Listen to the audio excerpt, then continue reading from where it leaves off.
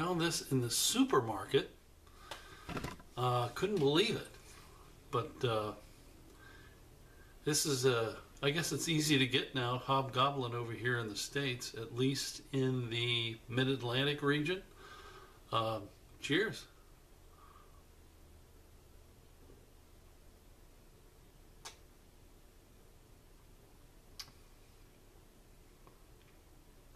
Wow, that is nice.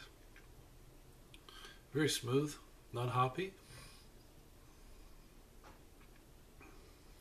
Really clean, a little faintly chocolatey.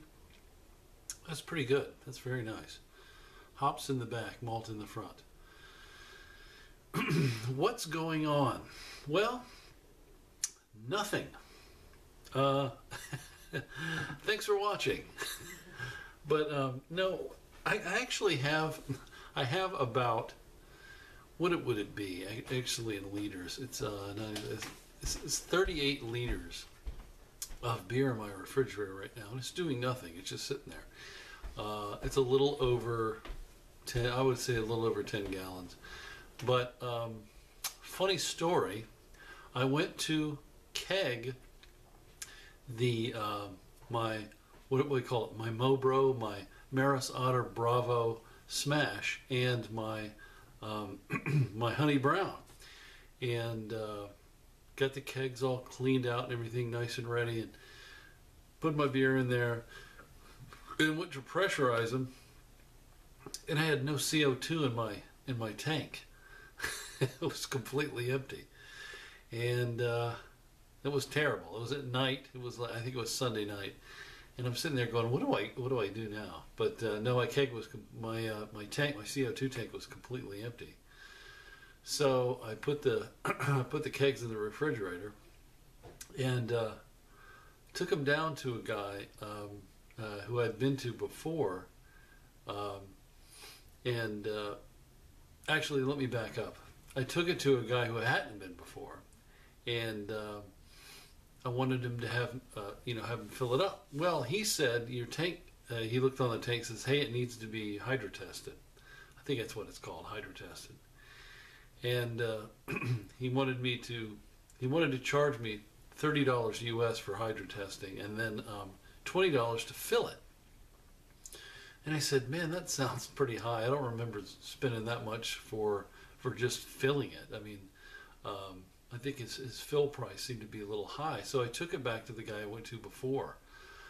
The other guy was just handy at the time. So I took it back to a little bit more of a drive, and took it back to the old place. Well, the guy wanted to charge me, he said, yeah, it doesn't need to be hydro tested. He said it's $15 for the hydro test and $12 for the fill. And, and I said, oh, that sounds much better. Now, the thing was, my tank was prematurely empty. I thought it was a problem with my keg because of that main seal on the top. I was having trouble getting one of them to seal. I can do it, but I actually have to mark which way the lid goes and everything, and kind of wiggle it around to keep it from leaking. Well, the guy at the old place, who had the good price, he actually tested the regulator, put some pressure on it, sprayed it down and everything, found out where the leak was, and fixed it. And he didn't charge me anything for it.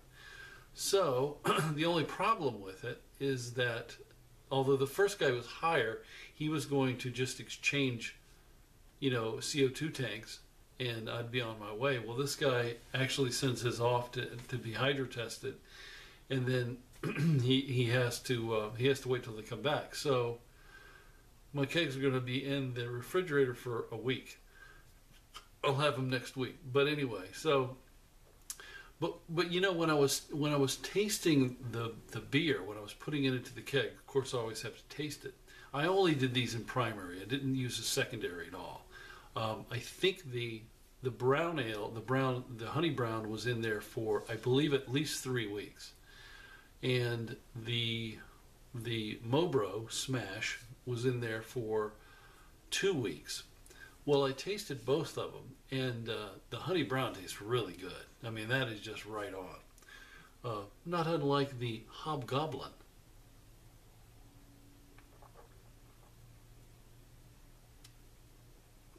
But anyway, so I lost my train of thought. So so I tasted the honey brown. It was good. I tasted the Mobro, and although I pushed the hops to the front, the last mash I did, all the hops were more toward the back end of the boil. Well, these were at 15 minutes, 5 minutes, and flame out. An ounce of Bravo hops. So I thought I was going to get some really big hop flavor, but I didn't. So and I'm tasting. I'm thinking, golly, this tastes awfully non-hoppy for 3 ounces of hops in there. So 3 ounces of Bravo hops, which I think the AAU's on it like 15 and a half. So what I did was, what I'm going to do is I'm going to take this opportunity that the kegs are waiting around, waiting for my